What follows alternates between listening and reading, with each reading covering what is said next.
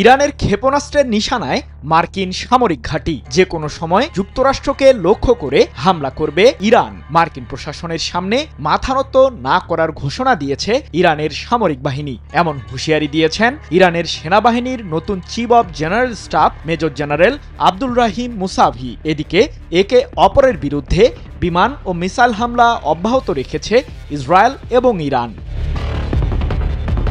Israel Iran সংঘাতে যুক্তরাষ্ট্র যোগ দেওয়ার পর থেকেই মধ্যপ্রাচ্য জুড়ে থমথমে পরিস্থিতি বিরাজ করছে।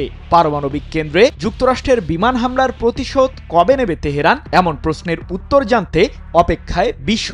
টালমাটাল এই পরিস্থিতির মধ্যেই মার্কিন লক্ষ্যবস্তুতে আঘাতের ইঙ্গিত দিল ইরানের সশস্ত্র বাহিনী।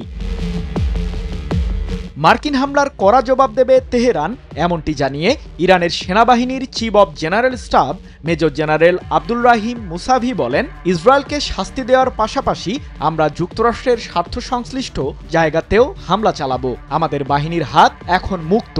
শত্রুপক্ষের বিরুদ্ধে যে কোনো পদক্ষেপ নিতে আমরা এখন স্বাধীন। ইরান পিছু হটবে না। 23 জুন এক প্রতিবেদনে বিষয়টি নিশ্চিত করেছে লন্ডন ভিত্তিক সংবাদ মাধ্যম ইরান ইন্টারন্যাশনাল। এর আগে ইরানের 3টি পারমাণবিক কেন্দ্রে B2 মডেলের স্টিলথ বোমারু বিমান দিয়ে বোমা হামলা চালায় যুক্তরাষ্ট্রের বিমান বাহিনী। মধ্যপ্রাচ্যে নিযুক্ত মার্কিন কেন্দ্রীয় কমান্ডের তত্ত্বাবধানেই হয় এই হামলা। এই হামলার মাধ্যমে যুক্তরাষ্ট্র নির্দিষ্ট লক্ষ্য অর্জনের দাবি করলেও বাস্তবে তেমন উল্লেখযোগ্য ক্ষতি হয়নি ইরানের পারমাণবিক কেন্দ্রগুলোর। যদিও হামলার আগেই পারমাণবিক অস্ত্র তৈরির মূল উপকরণ ইউরেনিয়াম অন্যত্র সরিয়ে নেয় তেহরান।